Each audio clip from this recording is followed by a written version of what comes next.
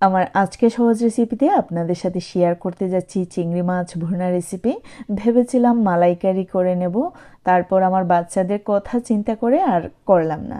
যদিও মেহমান আসলে আমি করে থাকি, কিন্তু আমার বাচ্চারা মূলত নারকেল বা দুধ তরকারির সাথে খুব বেশি একটা পছন্দ করে না, তাই জন্য আমি সিম্পলি চিংড়ি মাছগুলো ভুনা করে নিলাম। যাই হোক, এইখানে প্রায় হাফ কেজির ওপরে চিংড়ি মাছ আছে। দিয়ে দিলাম লবণ, দিয়ে দিচ্ছি 1 টেবিল চামচ পরিমাণে হলুদের গুঁড়ো, দিয়ে দিচ্ছি 5 ফোড়ন 1 টেবিল চামচ পরিমাণে, দিয়ে দিচ্ছি মরিচের গুঁড়ো, ঝাল অবশ্যই আপনাদের পছন্দ মতো।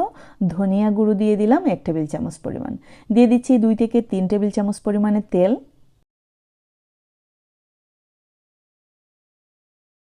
তো দেখতে পাচ্ছেন আমি কিন্তু মশলার সাথে খুব ভালো করে মাখিয়ে নিচ্ছি। আমি চামচের সাহায্যে মাখিয়ে নিচ্ছি, যেহেতু অনেক গরম পড়েছে, হাত কিন্তু অনেকটাই জ্বালাপুড়া করে, তাই জন্য আমি চামচের সাহায্যে মাখিয়ে নিচ্ছি। একটি প্যানে দিয়ে দিচ্ছি 1/3 কাপ পরিমাণে তেল, দিয়ে দিচ্ছি প্রায় 2 টেবিল চামচ পরিমাণে রসুন। এখানে আমি কুচি রসুন কুচি পেঁয়াজ দিয়ে আমি রান্নাটা করে নেব। আপনারা চাইলে কিন্তু পেঁয়াজ বা রসুনের পেস্টও ইউজ করতে পারেন।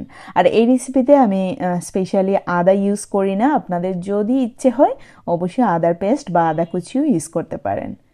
দিয়ে দিলাম 1 কাপ পরিমাণে পেঁয়াজ কুচি, আর দিয়ে দিলাম কাঁচামরিচ। ঝাল অবশ্যই আপনাদের পছন্দ মতো। পেঁয়াজ খুব বেশি একটা ভাজার দরকার নেই। যখন কিছুটা লাল হয়ে আসবে, একটু কাঁচা স্মেল চলে যাবে, তখনই আমরা অ্যাড করে নিচ্ছি চিংড়ি মাছগুলো। পেঁয়াজ মশলার সাথে চিংড়ি মাছগুলোকে খুব ভালো করে মিশিয়ে নিলাম। এখন ঢাকনা দিয়ে দিলাম প্রায় 10 মিনিটের জন্য। যখন চিংড়ি মাছের কালারটা চেঞ্জ হয়ে আসবে, আপনারা দেখে নিশ্চয়ই বুঝতে পারছেন, ঠিক তখনই একটু নাড়াচাড়া করার পর তারপরে আমরা পানি অ্যাড করে নেব।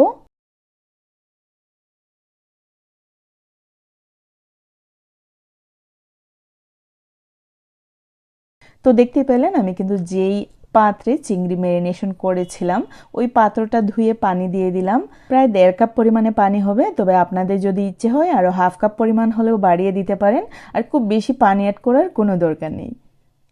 যদি হালকা ঝোল থাকে, আসলে অন্যরকম একটি স্বাদ ফ্লেভার সব কিছু ঠিকঠাক থাকে। আর খুব বেশি ঝোল হলে বুঝতেই তো পারছেন, একদম স্বাদ এবং ফ্লেভারের 12টা বেজে যাবে। তো যাই হোক, আপনারা দেখে নিশ্চয়ই বুঝতে পারছেন যে কতটা সুস্বাদু হতে পারে কম ঝোলের তরকারি, বিশেষ করে চিংড়ি মাছ।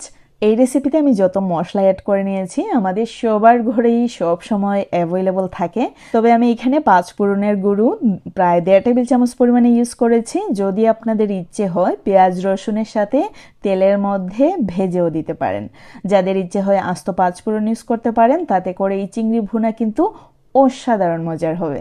ঝোল দেওয়ার পর আমি প্রায় আরো 10 থেকে 15 মিনিট পর্যন্ত চুলার আগুন মিডিয়াম টু লো ফ্লেমেতে রেখে জাল করে নিয়েছিলাম। দেখতে পাচ্ছেন আমি অলরেডি সার্ভ করে নিচ্ছি। আমি আশা করি আমার আজকের রেসিপিটাও আপনার কাছে বরাবর মতোই ভালো লেগেছে। আর চিংড়ি ভুনা রেসিপি আশা করি সবার প্রিয়। 2-1 জন আছেন যাদেরকে ডাক্তার বিশেষ করে নিষেধ করেন চিংড়ি মাছ, পুঁটি মাছ, এই মাছ, সেই মাছ, বেগুন এই সেই খাওয়ার জন্য নিষেধ করেন, কারণ হচ্ছে ওইগুলাতে অনেক পরিমাণে অ্যালার্জি থাকে। তো যাই হোক, যাদের অ্যালার্জি আছে অবশ্যই সেফ ফুড খাবেন। আমার আজকের রেসিপি কিন্তু এই পর্যন্তই। See you in the next video. Till then bye, আল্লাহ হাফেজ।